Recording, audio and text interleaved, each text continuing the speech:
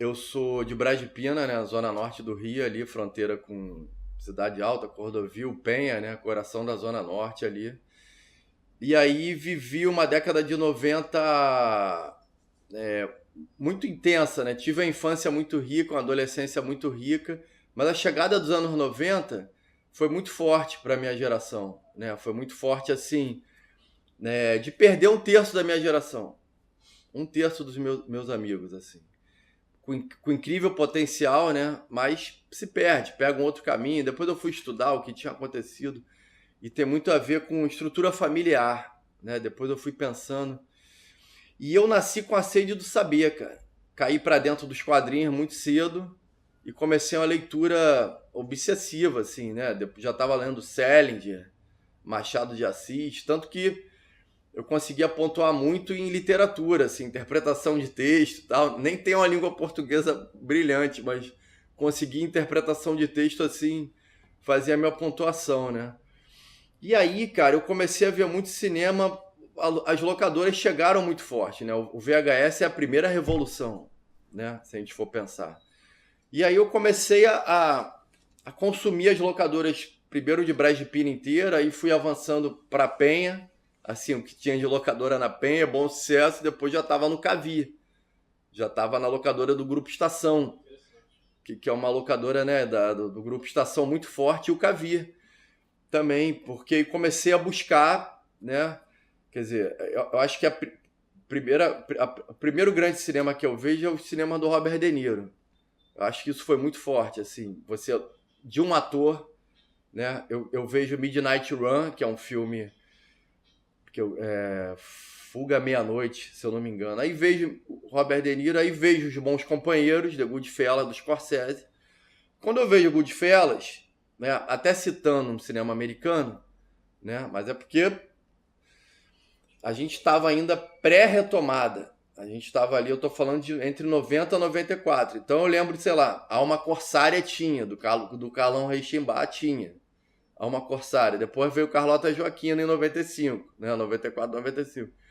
Mas eu tô falando de 87 a 94. Então, quando eu vejo Os Bons Companheiros, e tem um documentário sobre Os Bons Companheiros, do Richard Linklater, Antônio Fuqua, né, que fez Dia de Treinamento, essa cena 90, esses grandes diretores americanos também, de uma nova geração pós-2000, eles vão citar Os Bons Companheiros. Quer dizer, é uma metralhadora de linguagem.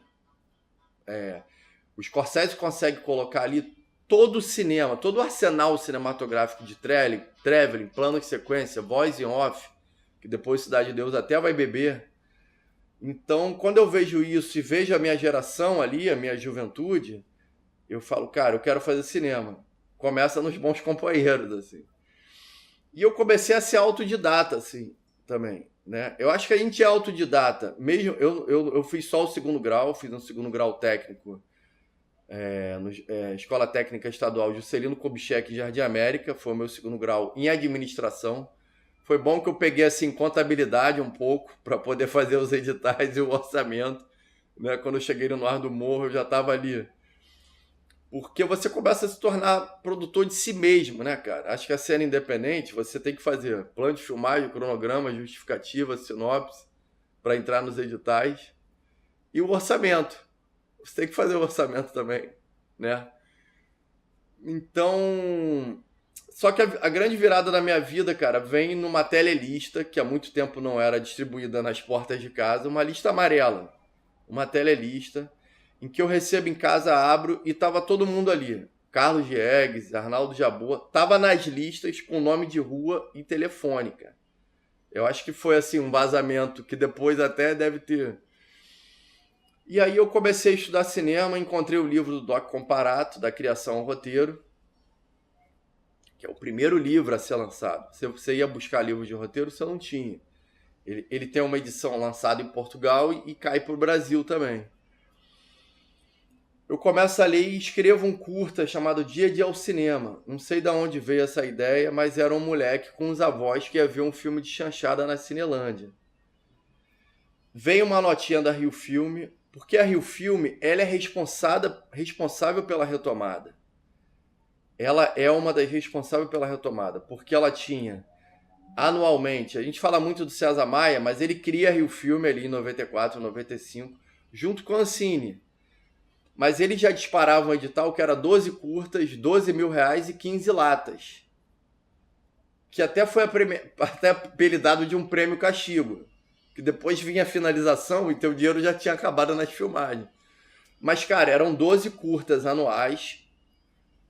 E isso meio que preenchia os festivais brasileiros e alguns até internacionais.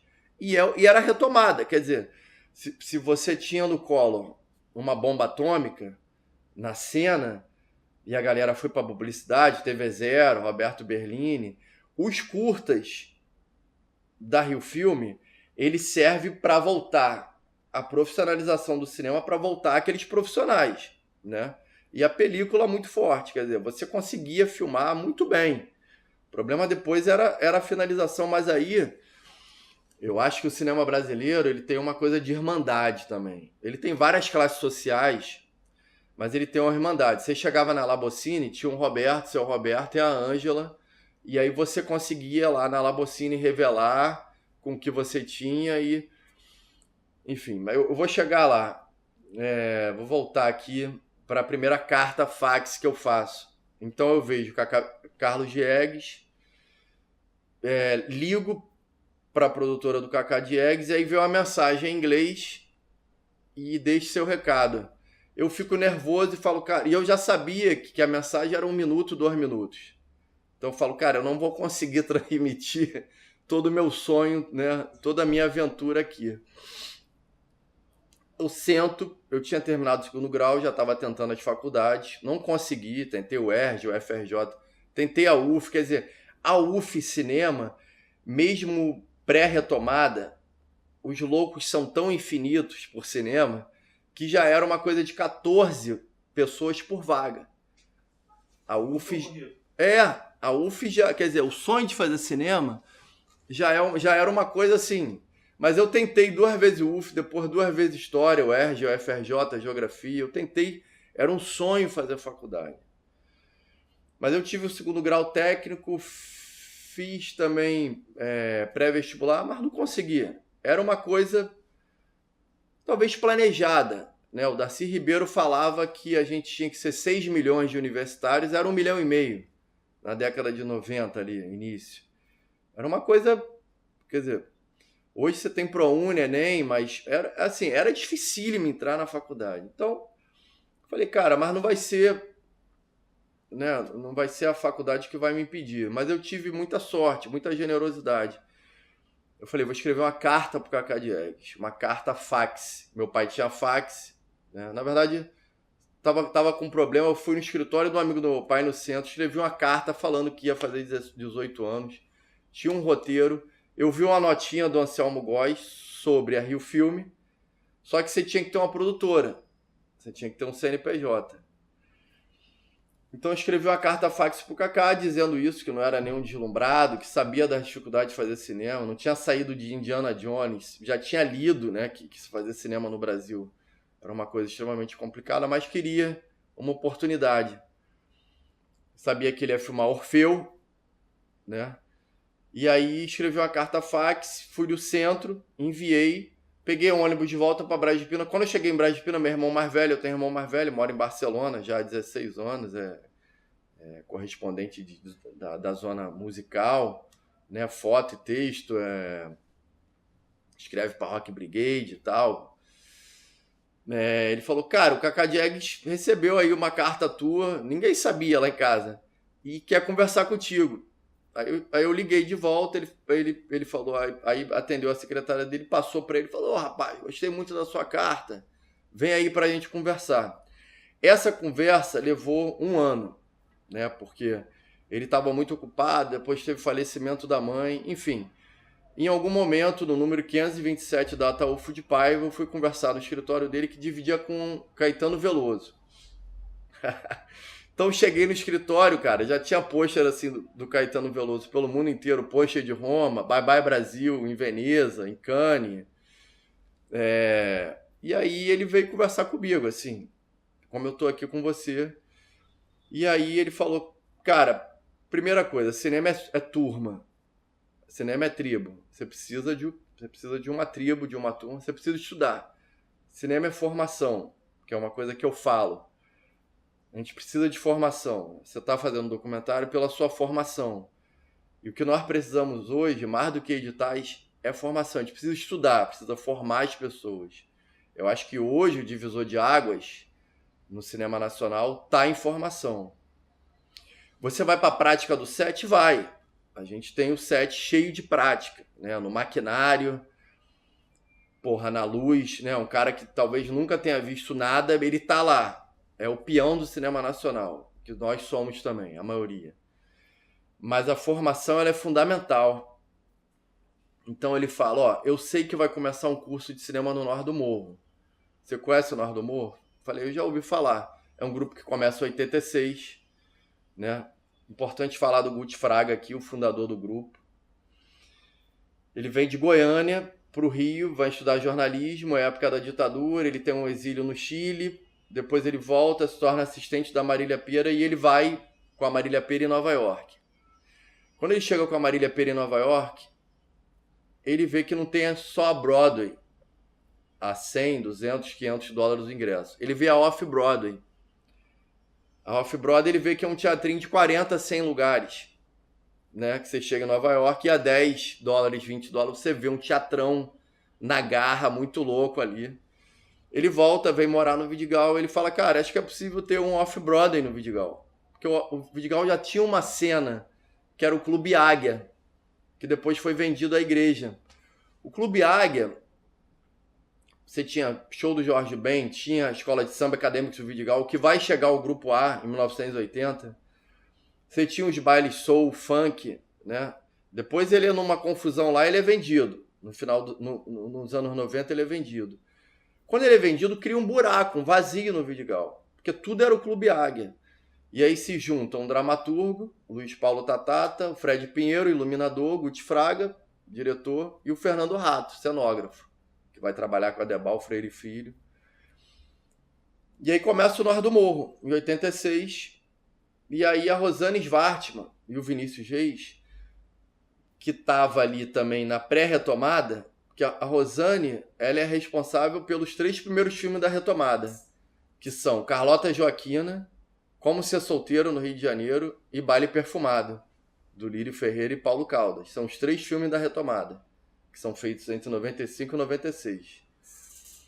Então ela foi no Norte do Morro para buscar atores, porque tinha um filme alemão que ela era assistente de direção, que queriam uns garotos e tal, então ela vai no Norte do Morro. E do Norte do Morro, depois vem o Testemunho Norte do Morro, que é um documentário, um docudrama, sobre a primeira montagem teatral, que era Machadeando, adaptação de 3 esquetes do Machado de Assis. E aí, depois desse curta e do Testemunho do Norte do Morro, o Rosane e o Vinícius conversam que essa galera de atores ficaram muito interessados no que estava por trás da câmera. Ficaram fazendo perguntas sobre câmera, sobre continuidade, e sobre som, e sobre montagem. Falaram, cara, vamos começar a dar aula no Norte do Morro, vamos formar um núcleo de cinema. E aí que eu chego. Aí que a minha carta aparece pro Cacá, o Cacá Diegues vê a carta, e aí eu vou pro Norte do Morro, sou recebido pelo Guti Fraga, tá tendo um ensaião de uma peça chamada Abalou Musical Funk, que é a peça que projeta o Norte do Morro, que é uma peça que vai falar de funk, de rap, de igreja, de tráfico, com muito humor, um musical, com que seria a segunda geração do Norte do Morro. Eu chego lá, o teatro está em reforma, a peça vai estrear daqui a um mês, ele fala assim, fica aí para ver um passadão. Eu nem sabia que era um passadão, né? E aí fico, e aí vejo esse passadão, né? Com esses atores, né? Que era Luciano Vidigal, Luciana Bezerra, André Santinho, Pierre, Thiago Martins, Roberta Rodrigues, Babu Santana. E aquilo ali, né? Tem o cérebro, o córtex frontal apreende aquilo ali e fala, cara, eu preciso voltar aqui O curso de cinema vai começar 6 meses depois. Então começa a frequentar, estreia a peça, é chamado pela primeira vez pro asfalto, estreia no Laura Alvim, porque acho que é uma história importante, cara. Eu acho que é uma história que fala de generosidade também, né? Principalmente do Cacá Diegues e da Rosane Svartman e do Vinícius Reis, né? Que subiram o morro da sua própria gasolina para ensinar cinema, né? O Vinícius Reis era a história do cinema, ele vem desde 1895, e a Rosane era direção e roteiro, e a Rosane Svartman já era muito querida. Na verdade, assim, o trio é Cacá Diegues, Rosane Svartman e Vinícius Reis totalmente. Porque o Cacá Diegues nunca parou de filmar. Ele também vai fazer Veja Esta Canção com a TV Brasil, com a TVE. É o primeiro projeto ali, digamos, acho talvez 93, 94. Veja Esta Canção, são 4 músicas, uma do Benjor. É um filmaço, são 4 curtas, 4 músicas. E aí a Rosane escreve Drão, que é um filme com Pedro Cardoso, é uma separação de casal, e aí também é o início da carreira da Rosane Svartman, como roteirista também. Então, o Cacá sempre ouviu todo mundo, sempre abraçou todo mundo. A importância do Cacá é já ir buscar atores também. Quer dizer, essa coisa do Nós do Morro é a importância de uma formação de atores da favela, do morro. E aí você fala assim, mas qual é o método? É o método de ser do morro. É uma interpretação que no palco vai ter ginga. É o jeito de andar pelas escadas, subir escadas.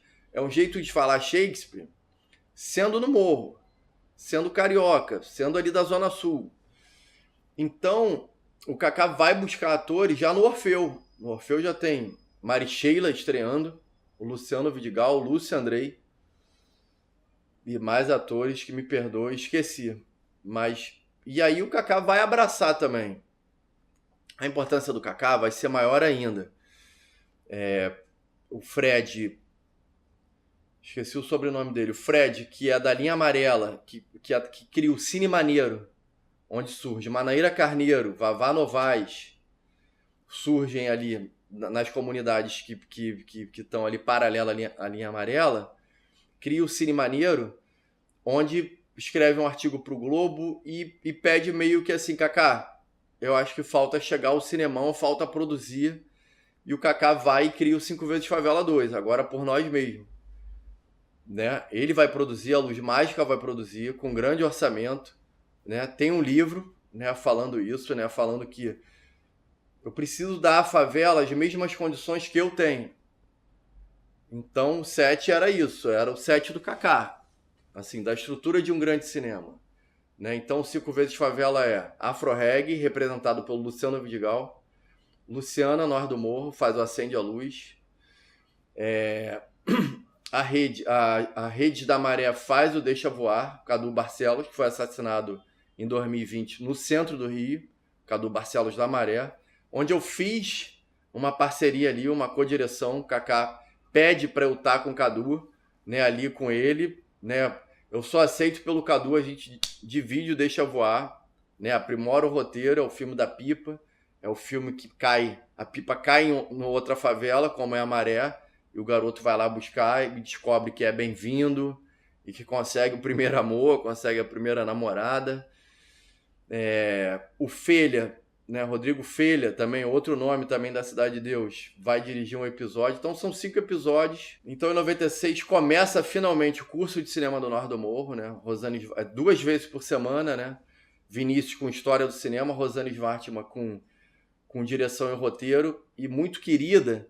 A cada aula dela, ou sempre que ela podia, ela levava um grande nome. Paulo Raume, Carinha Nur, foi lá ainda com a escaleta do Madame Satã, né, com os cartões de cena, levou lá, colou na parede as cenas do Madame Satã, né, do roteiro, e tinha 7 flashbacks no Madame Satã. Depois não tem flashback nenhum, se a gente vê o Madame Satã. Então foi uma aula de roteiro, assim, incrível. E esse curso vai de 96 a 2001. Rosane está com a gente até agora, fez um aulão aí, quinta-feira passada, nunca nos abandonou, né? E aí ela começa a falar, vocês precisam entrar no edital. Vocês precisam, a virada tá em entrar nos editais da Rio Filme. Então, todo domingo, nas folgas dela, a gente ia pra Racor, né? Que não é Record, é Racor, que é até o termo de cinema, né? De continuidade, né? De movimentos. Que a Racor eram 5 jovens da UF, sócios, né? Começou Rosane, Luiz Vidal, Vinícius Reis, Eduardo Weisman, né? Que fundaram a Racor. E aí, na Racor, ela ensinava que nós tínhamos que fazer sinopse, justificativa, plano de filmagem, cronograma e orçamento. Então, ali, 5, 6, eu, Lúcia Andrei, Maria, Luciana Bezerra, preparamos os editais e eu fiz o Jeito Brasileiro Ser Português. Escrevi o Jeito Brasileiro Ser Português, que foi um fato que aconteceu em Brasília, que era um bar português, que tem uma virada após a TV aberta parar de passar o Campeonato Brasileiro, vem a TV a cabo. Então, esse bar, ele instala a TV a cabo, depois num gato, que é meio uma comédia, assim, baseada no Ilha das Flores, do Jorge Furtado. O filme é todo narrado do ponto de vista do cara que tem um bar em frente e tá falindo e vê o sucesso do português após ele assinar a TV a cabo e aí todo mundo ir lá para assistir o jogo do Campeonato Brasileiro, porque teve um pouco isso ali nos anos 90, né? Com a chegada da TV a cabo, o público do Maracanã, ele se divide um pouco em ficar ali na TV a cabo, acomodado na TV a cabo e não vai mais ao Maracanã. E a gente faz o Jeito Brasileiro de Ser Português porque sai na Rio Filme. Ele é selecionado no edital da Rio Filme. O prêmio já estava 30 mil. E agora sem as 12 latas. Antigamente era 15 mil e 12 latas. Ele vai para 30 mil sem as latas. Mas a gente consegue rodar 4 dias. O pessoal do Vidigal, né? Os meus amigos do Vidigal, a turma de cinema do Vidigal, vem para minha casa em Brasília, dorme todo mundo nos fundos da casa, umas 20 pessoas. Todo mundo fazendo continuidade, cenografia, direção de arte, figurino.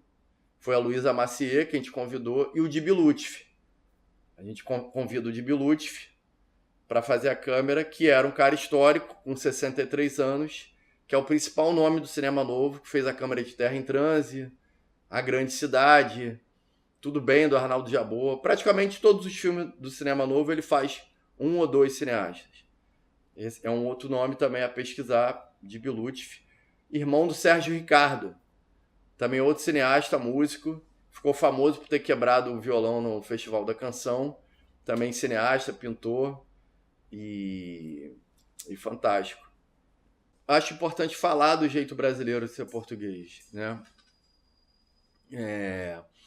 Então, com a Rosane Svartman e o Vinícius Reis, a gente consegue preparar um projeto, que eu acho que a grande virada do cinema independente é essa.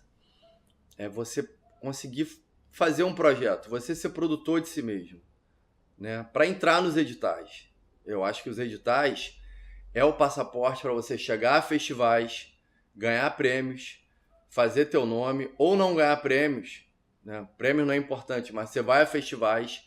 Nos festivais é uma aula de cinema, você tem filmes, né? No Festival Internacional de São Paulo, né? Acho que é outro também festival responsável por retomada, né? Te dão passagem, te hospedam, festival curtas do mundo inteiro, né? Vinha muito curtas da Semana da Crítica, né? Porque dentro do Festival de Cannes você tem a Quinzena dos Realizadores,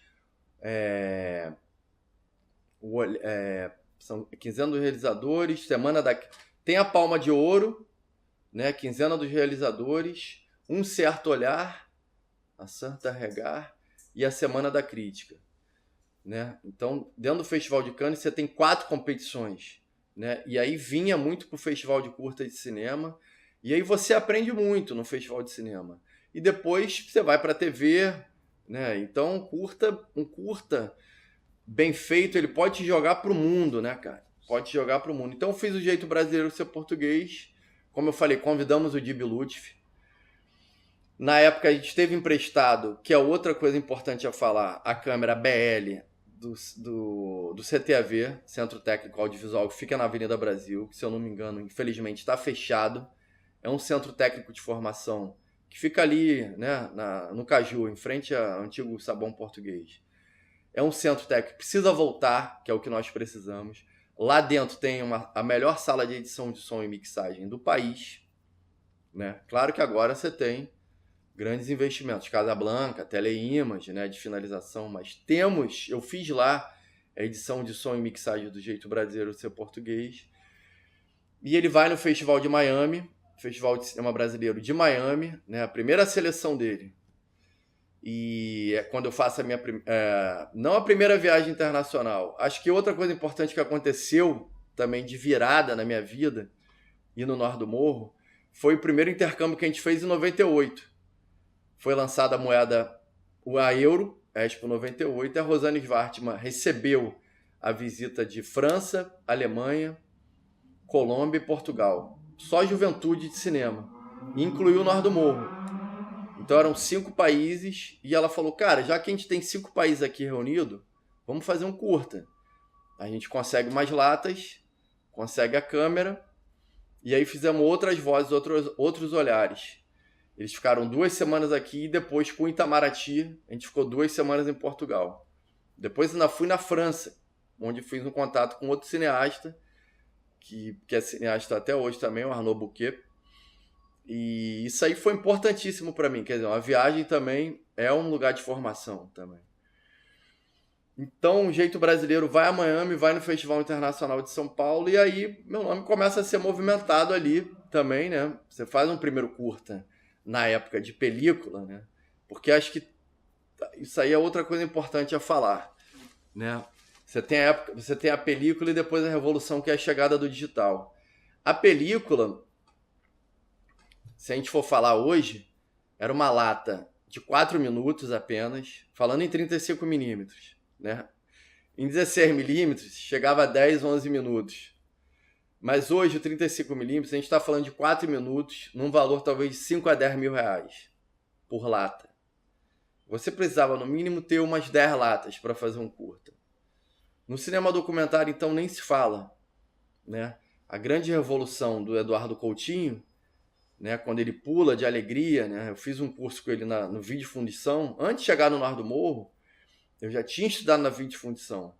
Eu acho que outro lugar importantíssimo no Rio de Janeiro foi a Fundição Progresso, que é criada a vídeo fundição, né, que eram cursos de 1, 2 meses. Eu fiz João Moreira Salles, fiz Eduardo Coutinho, fiz Celso Lisboa, acho que um assistente de câmera, que era para ser assistente de câmera, ainda na época de película, né? E fiz um curso com a Tizuki Yamazaki. Só que quando você terminava, você ficava sem turma. Terminava o curso ali, você ficava sem turma. Indo para o Norte do Morro no Vidigal, eu encontrei minha turma, né? E tem um filho de 17 anos, né? Na verdade, conseguiu uma família no Norte do Morro, né? Uma família cinematográfica. Então, ter feito o Jeito Brasileiro de Ser Português com a turma do Norte do Morro, assim, tipo, o curso da Rosane começa em 96, o edital da Rio Filmes sai em 99. 3 anos depois, a Rosane estava certa, né? Então a gente dá um salto. Filmar o Jeito Brasileiro de Ser Português foi um salto para todo mundo ali, com nossos atores e com a formação técnica também. Quer dizer, você tem o Vampiro, falecido no início do ano, que é o técnico de som do cinema nacional, né? Que conseguiu entrar no mercado, que conseguiu fazer Cidade de Deus, O Lobo Atrás da Porta, ganhou o prêmio. Vampiro, técnico de cinema, falecido esse ano, teve Guillain Barré, né, há 5 anos atrás, foi tendo, né, uma série de sequelas. Perdemos o Vampiro, técnico de som do cinema, que começa no Jeito Brasileiro Português já assinando o nosso primeiro curta, né? E aí começa o governo Lula, em 2002. Quando começa o governo Lula, vem Juca Ferreira e Gilberto Gil. E aí começa uma série de editais, né? Vem o Cultura Viva, né? Vem os pontos de cultura, que era dar telão e sistema de som e computadores para cineclubes, né? Começa a disseminação de cineclubes pelo Brasil inteiro.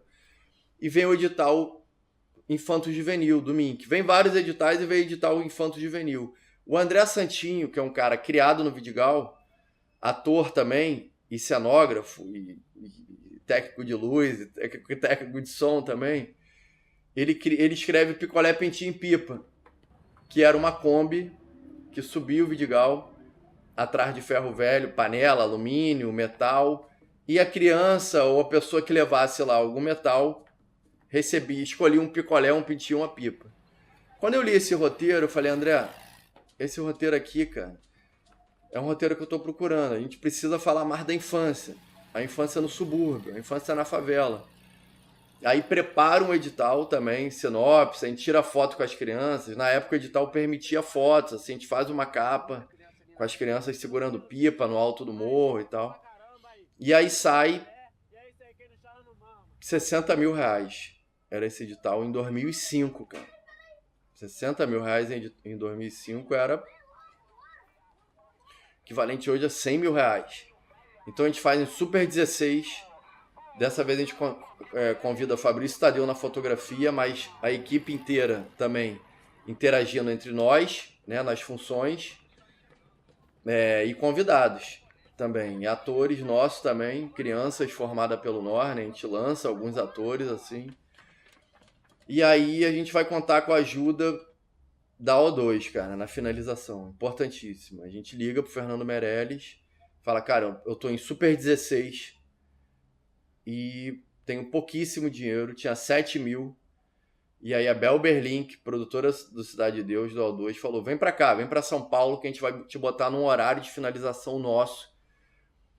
E aí precisava de uma transcrição, cara, de 16 para 35, que era uma coisa assim, complicada, cara, né? Então eles escolhem a melhor película e a gente faz essa transcrição, que era uma espécie de escaneamento do 16 para 35, depois tratamento de cor, tratamento de imagem. E aí o curta fica pronto e vai em mais de 150 festivais, cara. Picolé Pintinho Pipa, assim, mudou a minha vida. E aí vai em Huesca, na Espanha, eu vou acompanhando, abre o Festival de Biarritz, que é o festival de cinema latino-americano, só os franceses, para criar um festival de cinema latino-americano no sul da França, que fica em Nice. Fotografia e literatura também, abre o festival. Depois vem o ano que meus pais saíram de férias. E aí ali já começam a pedir projeto de longa-metragem, né? O filme foi para a Índia, Los Angeles, Festival do Rio. Picolé Pintinho Pipa foi eleito filme da infância nas favelas também. É um filme comparado ao Joaquim Pedro de Andrade, que é Primeiro 5 vezes Favela 2, tem Couro de Gato, que é um filme também muito ágil, muito rápido, que são as crianças caçando gato para fazer couro de tamborim. Então, deu certo a ideia do André Santinho. Eu trabalhei no roteiro, dirigi o filme, mas é uma história dele. Ele soube ter esse olhar sobre a infância no Vidigal. E aí eu começo a preparar um projeto de longa-metragem e, junto com o Cavi Borges, em parceria, escrevo A Distração de Ivan, um curta-metragem que ele coloca no Petrobras Cultural, que é outro edital, que foi 80 mil. Eu acho que é outro edital também que precisa voltar, né? A gente precisa de... E aí, o que acontece com Distração de Ivan? É um filme sobre a minha pré-adolescência, né? Numa rua do subúrbio, a relação com a minha avó, a relação com a rua, a relação de rito de passagem de quando você sofre bullying, tá na rua, e às vezes a culpa não é sua, e mesmo assim você precisa superar aquilo. E aí o curta entra em Cannes, no Festival de Cannes, né? Eu tinha alugado uma kitnet no Vidigal para começar a escrever, né? Para começar a produzir o conteúdo, porque eu acredito que se você tem histórias para contar, vai ser produzido de alguma maneira. E aí, só que estava ali naquela luta, né? Com muita dificuldade financeira, meu filho 4 anos, e aí você fica achando que tá viajando, né? Que você tá numa kitnet escrevendo. E aí o Cavi liga e fala, cara, entramos no Festival de Cannes, a Distração de Ivan entrou na Semana da Crítica, onde, na verdade, é onde revelou Pablo Trapeiro, Lucrécia Martel, Cacá Diegues foi, Leon Risman, Aleandro Inarrito, né, com Amores Perros, né, que é esse filme Cannes, esqueci o nome original desse filme. Amores Brutos, A Semana da Crítica são 7 longas e 7 curtas, dentro do Festival de Cannes.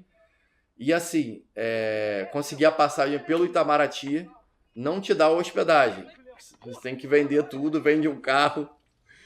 Né? Eu pedi dinheiro ao meu tio, né? Fiz ali uma vaquinha na família e fui, cara. Fui eu e Cavi. E você é recebido assim como um grande cineasta. Já com total atenção, já começam a te pedir projetos. Se você conseguir chegar lá, né, seu nome é projetado para o mundo. E é uma faculdade de cinema, que tem filme do Chad, tem filme da África, tem filme do Sudeste Asiático. O filme que ganhou, o filme que o Ivan passava foi um filme vietnamita.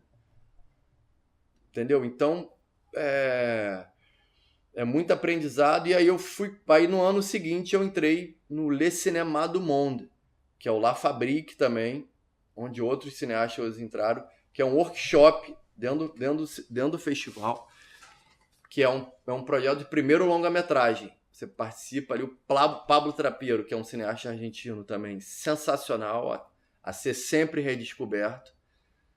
Fez La Buena Cera. Cara, só filmaço. Agora deu um branco aqui. Elefante Branco é dele. Ele foi o nosso tutor, assim, né? Tem um grande nome, assim, um crítico de cinema do La Carrière du Cinéma, da revista de cinema. E aí fui com produtora Manuele Rosa, que hoje é produtora de cinema também. Então, cara, aí veio Distração de Ivan, Cannes, né? 2010. Porra, eu e o Cavi nos abraçamos, né? Cavi é um outro guerrilheiro do cinema independente, né? Filma no braço, filmava com o que rendia a locadora. Agora com o stream a locadora foi toda para Laranjeiras, né?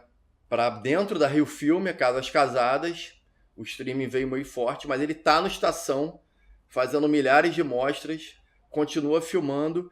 Mas a gente se abraçou assim, né? Porra, fomos selecionados em Cannes. Eu já posso dizer em casa para pai e mãe que nós somos cineastas, né? Claro que não é bem assim, mas, cara, o que acontece? Pai e mãe, a família sofre muito, às vezes, com o teu sonho, né? O Mano Brown que falou isso. Né? A gente sonha pra caralho, mas respinga e resvala e muita gente o teu sonho, né? No teu filho. Mas a vida passa muito rápido, né, cara? Então acho que você tem que fazer aquilo que você gosta. Acreditar naquilo, independente de grana ou não, cara. Né? Eu avalio muito isso, assim.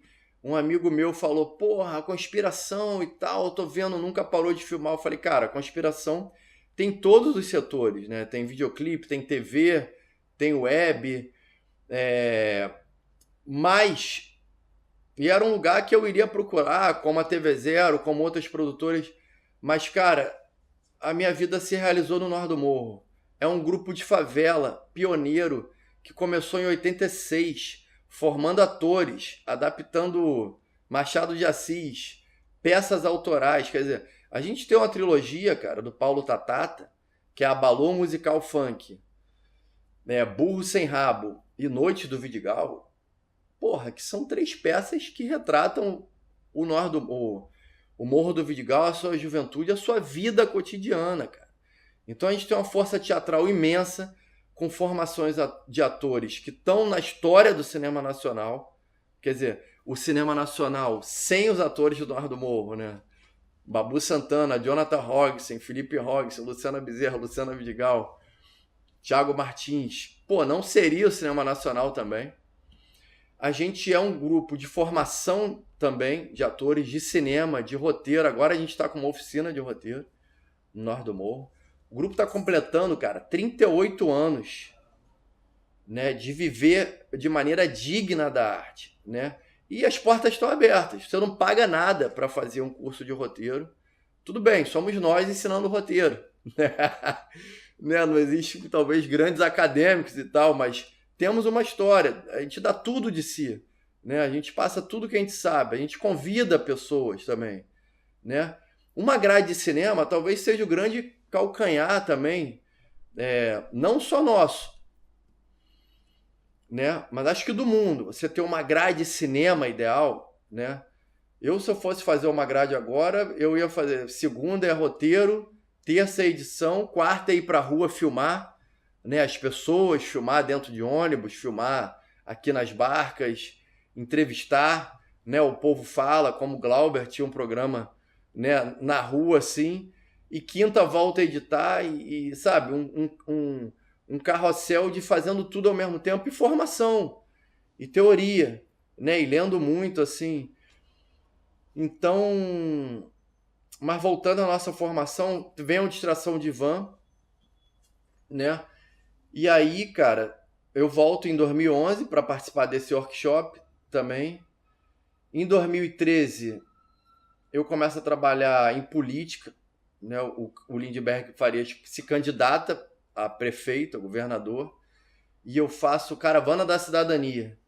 Durante 1 ano e meio, eram 3 equipes cobrindo, e a gente vai pelo Rio de Janeiro inteiro, entrevistando pessoas, né, o que faltava, assim, e pega essa... que era um documentário também, né, e você vai pra rua, assim. Depois vem o Mais Vezes Favela, quer dizer, não posso deixar de falar em 2010 do 5 Vezes Favela, né, que aí a gente vai a Cannes, eu fui também como ali co-diretor com o Cadu Barcelos do 5 Vezes Favela, do episódio dele Deixa Voar. Então a gente estava em O Concur, no 5 Vezes Favela, que foi exibido em Cannes. Na verdade, vai a maior galera para Cannes, né? Os diretores e alguns atores. E na Semana da Crítica, eu e o Cavi estava com a distração de van. Então, eu estava com 2 representações icânicas, participando do 5 Vezes Favela e com a distração de van na Semana da Crítica. Então, isso significou muito para mim também. E para o meu grupo. E para Brás de Pina, né? Um garoto do subúrbio, né? Que escreveu uma carta para o Cacá Diegues, vai estudar no Morro do Vidigal e chega ao Festival de Cannes, né? Isso é... A vida começa a fazer sentido também, né? Mas a gente não está em busca de prêmio em festival internacional. Na verdade, a gente quer viver disso também, quer contar histórias, né, cara? Quer suprir as lacunas do cinema nacional, né? Se a gente está falando de infância, juventude e cinema político, né? Ou a Zona Norte, né? Qual é a abordagem da Zona Norte do Rio? Quais lacunas são essas? Então, as lacunas, eu acho que tem parte da cidade que não são vistas, que você atravessa décadas, e aí quando você faz retrospectivas, né? Você fala, mas cadê a Baixada?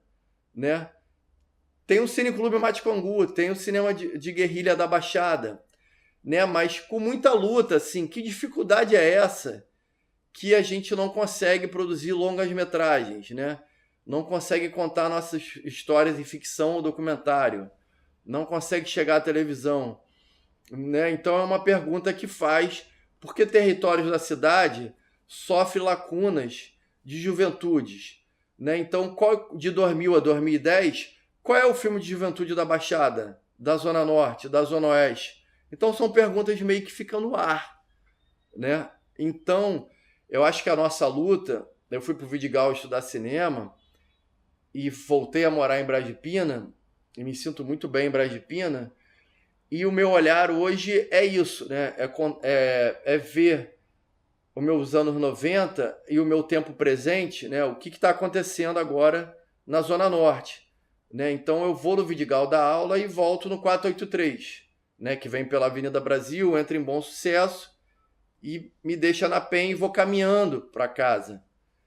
E aí fico fazendo essa pergunta assim, cadê a vida noturna da Zona Norte? Né? Se eu passo na Praça das Nações e vejo um monte de velhinho ali na madrugada jogando cartas, né? Que é um projeto que eu estou rascunhando, né? Então a minha preocupação é essa também, assim, né? E eu sei que ali em Bom Sucesso, né? Eu tô muito próximo do Mandela, de Manguinhos, do Jacarezinho, da Mangueira, e tá chegando ao UERJ, né? Então, nesse espaço ali, entre Bom Sucesso ao UERJ, o que está acontecendo, né? O jornalismo diz que está acontecendo muita violência, mas eu vejo outra coisa, né? Eu vejo uma riqueza, eu vejo pessoas se abraçando, se comunicando, trabalhando, ganhando a vida, né? Os lava-jatos, né? Que tem ali também. Eu vejo a linha do trem, eu pego o trem, né? E a linha do trem tá bombando, assim, até eu e meu filho agora saímos do Maracanã e falamos, filho, não vamos de metrô e descer em Vicente Carvalho, não. Tem uma linha que desce em Braz de Pina. E aí ele ficou assim, porque começou a acontecer muita coisa. Primeiro ele viu os torcedores do Fluminense do subúrbio, né? Ele viu pessoas simples com a camisa do Fluminense, não a nata que vai para a Zona Sul, Ipanema, Jardim Oceânico. Ele falou, pô, pai, foi bom ter... Não só ficar vendo aquela elite. Eu sou tricolor, mas né, vendo a elite tricolor. Porque ele mora, na verdade, no Leblon e São Conrado. O Vidigal tá ali, né? Um quilombo que tá ali entre Leblon e Gávea, né? Leblon e São Conrado. Então, ele se divertiu muito, né? E viu muita coisa ali, ambulante, discussão, torcida, né? A torcida levou os cantos da torcida por um vagão e vieram cantando. Então, eu acho que é esse cinema que eu tô procurando também. O cinema, cara, você pode fazer um documentário sobre a sua rua. E na sua rua, o seu vizinho vai casar. E ele te convida para filmar o casamento. Você pode filmar o casamento do seu vizinho. Mas se você não tiver uma formação, uma teoria, de onde você vai colocar essa câmera dentro desse casamento, onde você vai entrevistar os noivos, e depois como você vai montar o casamento, você não vai chegar a lugar nenhum, né?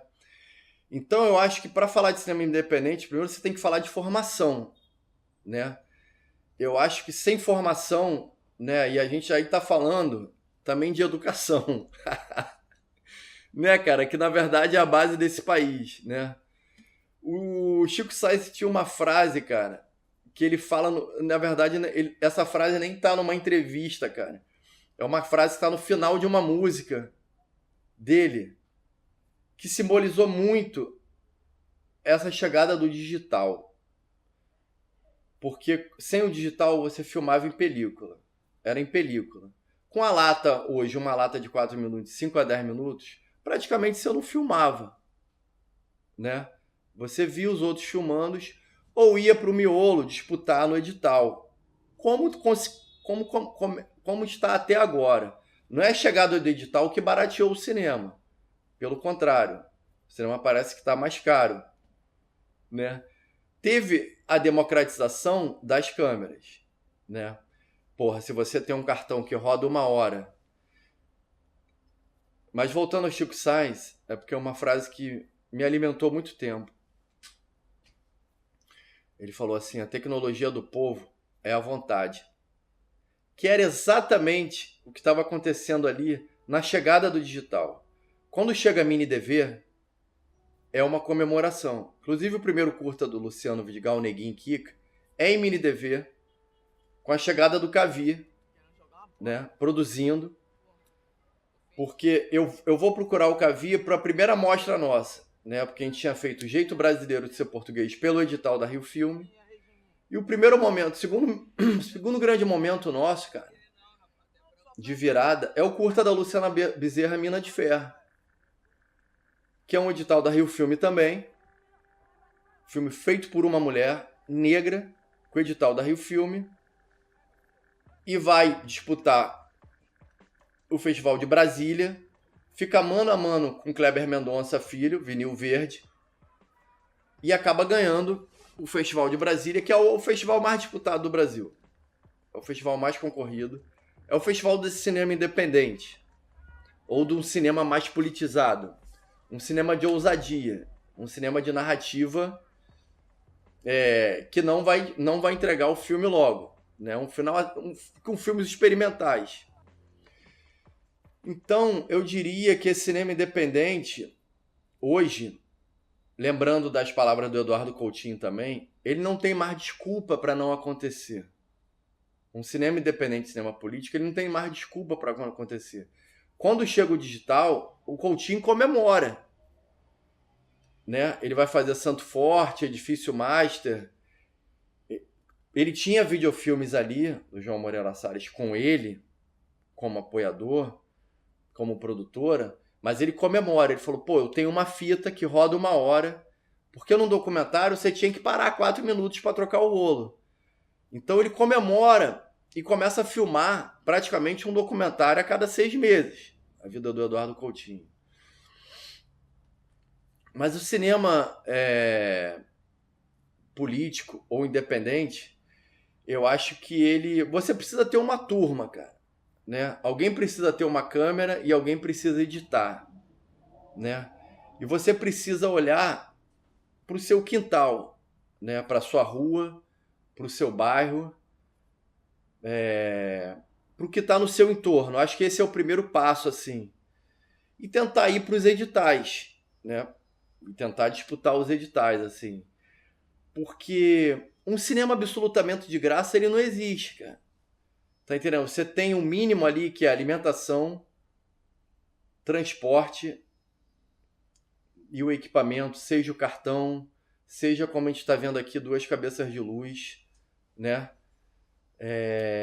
Mas acho que o mais importante é você querer, né? Se você não consegue parar de fazer cinema, né? De pensar em escrever, se você escreve todo dia, como um escritor também, né?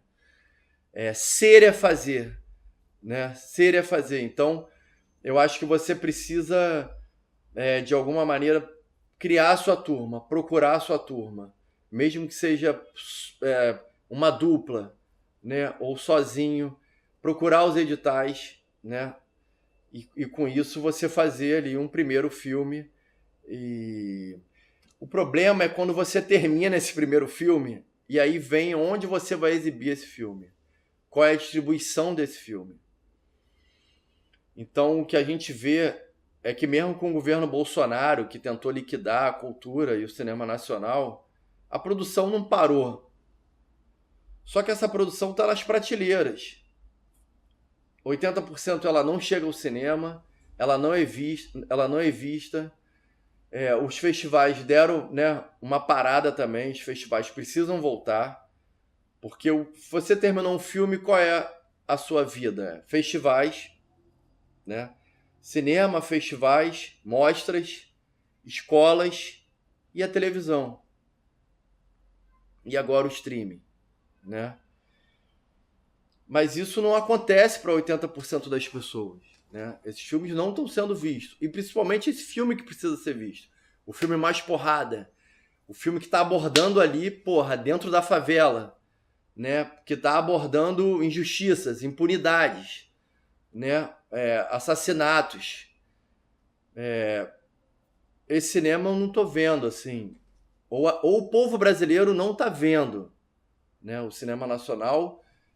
o próprio povo ele não vê, né? Fora o blockbuster também, ele não escolhe muito o cinema nacional. Acontecem, sei lá, algumas sensações assim, né? Como Tropa de Elite, que caiu uma cópia em DVD na Uruguaiana, e aí 20 milhões de pessoas viram em cópia e depois quiseram ver no telão. O Cidade de Deus, não sei, acontecem fenômenos. Mas existem filmaços que não estão sendo vistos. A gente fez um documentário agora, eu, Luciana Bezerra e Pedro Rossi. Em Brasília tem já há 15 anos a chegada de refugiados do Congo. Há 15, 20 anos chegam em Brasília, no subúrbio da Zona Norte, refugiados do Congo, que moram entre a Cidade Alta, Novo Horizonte, Favela do Ait, Martins e Pica-Pau. Se estabeleceram ali e foram muito bem recebidos. Descobrimos um salão de cabelo, uma espécie de embaixada do Congo, da República Democrática do Congo, em Brasília. Chegamos em 2013, um amigo meu que foi em Luanda ensinar edição, começa a pesquisar sobre Angola, angolanos. Eu faço esse contato do salão. Chegamos em 2013, eles sabiam que a gente ia lá para uma entrevista. E aí preparam faixa pela saída da União Europeia, pela saída dos Estados Unidos. Porque no Congo tem um minério que está em toda a rede digital. Que é uma espécie de é o cotton. Cotton não, eu esqueci o nome. É um minério que está no celular, que está no iPhone, e é o responsável por essas guerras civis, administradas pelo Império, né? Então, 7 cortes de cabelo do Congo são 7 cortes, são 2 mulheres e 5 caras, e aí tem o Fernando Mupapa, que é o dono do salão, e a gente vai falar politicamente, desde a chegada dos belgas, e o momento até agora, como é a situação política no Congo, e como eles chegaram até aqui, através de cortes no cabelo. Então ganhamos o Olhar de Curitiba, e o filme está participando de algumas mostras, assim. Eu sou basicamente roteirista, né? Eu fui para o cinema por gostar de ler muito, né? E comecei a escrever, né? Sou autodidata, assim, antes de chegar no Norte do Morro, comecei a escrever. Eu comecei a ler ali na adolescência, né? Fiz o 2º grau, tentei exaustivamente a faculdade, não conseguia pontuar, né, em física, matemática. E comecei a ler e comecei a escrever. E aí descobri o roteiro, comecei a roteirizar. Na verdade, assim, o grande estopim foi um poema do Carlos Drummond de Andrade, chamado A Morte do Leiteiro, que vai retratar, nos anos 50, já o subúrbio, o entregador de leite de garrafa, o entregador de leite que entra num corredor e já surge uma arma num basculhante, ele derruba um vaso, uma arma surge no basculhante e atira nele. E ele rasteja por esse corredor de volta ao caminhão de leite. Surge a aurora e esse sangue vai se misturar com leite. Eu leio esse poema no 2º grau, lá em Jardim América, e começo a decupar em planos esse poema, A Morte do Leiteiro. E aí surge essa vontade de fazer cinema também, né? Mais do que o filme Os Bons Companheiros, a vontade de fazer cinema surge numa leitura da Morte do Leiteiro. Eu começo a escrever e aí começo a escrever roteiro também. E aí falo, cara, vou ser roteirista. Mas ser roteirista, né, ou ser escritor, é uma jornada muito dura, né? Não é fácil, né? Primeiro que muitas vezes não é o melhor salário, não é o maior salário, né? Você é a gênese da criação, o início de tudo, e depois você vai descobrir, né, que não pensaram muito na ideia, no desenvolvimento, na entrega do roteiro e na reescrita do roteiro, nos tratamentos de roteiro. Mas como é o que você gosta, o que você acredita que é fazer da vida, você continua, né? Então, não é tão simples assim. Mas eu acho que eu estava certo. Em 2010 eu alugo uma kitnet no Vidigal, né? Já com um filho de 4 anos, para começar a escrever conteúdo. Escrever filmes, escrever séries, porque eu acreditava que através dos editais ou através de demandas, né, aquelas histórias seriam produzidas. E aí a Luciana tinha uma história, né, que se chama Festa de Léo, que é um aniversário, uma festa na favela, né, que o pai do garoto gasta esse dinheiro por dívidas que ele tem. E aí, através da sororidade, da união das mulheres, né, da avó, da melhor amiga, da madrinha, a Rita consegue fazer a festa para o filho de 12 anos. Né? Eu começo a abrir essa história, depois a Luciana chega, a gente começa a escrever e reescrever essa história. Vamos ao Cacá Diegues, o Cacá Diegues nos apresenta o Diogo Dal. Entramos na Ancine e começamos, a partir de 2016, uma longa jornada de editais e conseguimos, através da Rio Filme, da Ancine, filmar o nosso primeiro filme, A Festa de Léo. Filmamos todo no Vidigal, com 46 atores. A maioria do Vidigal, né? 40 provavelmente do Norte do Morro. Com a equipe também dividida, né? Também. Assinando ali, figurino, direção de arte. E o filme está pronto, né? Então, assim, o primeiro sonho, né? Um dos muitos sonhos foi realizado, né? Nós somos cinema independente, foi baixo orçamento. Temos também, chegando o primeiro filme do Luciano Vidigal, que eu fui colaborador de roteiro também. Se chama Casa Branca. Então, eu acho que é possível acreditar num sonho, mas eu tô já há 25 anos nessa, né? E agora não, por exemplo, agora não tô trabalhando, tô dando aulas no Vidigal, né? Mas não tô no mercado.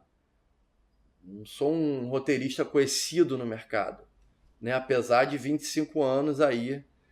Então, mas também não reclamo, sabe? Continuo escrevendo, continuo produzindo, pensando a minha Zona Norte, pensando essa minha relação com o Vidigal, essa ida e vinda, esse atravessar a cidade, né? E o futuro tá aí, eu acho que tá tudo nas nossas mãos, assim. Eu acho que depende também da gente, das nossas parcerias, né? E da nossa família cinematográfica. Eu sou um cara privilegiado, né? Em pertencer ao Norte do Morro também, em ter sido abraçado pelo Norte do Morro, porque eu fico pensando onde eu estaria também, se não fosse o Norte do Morro.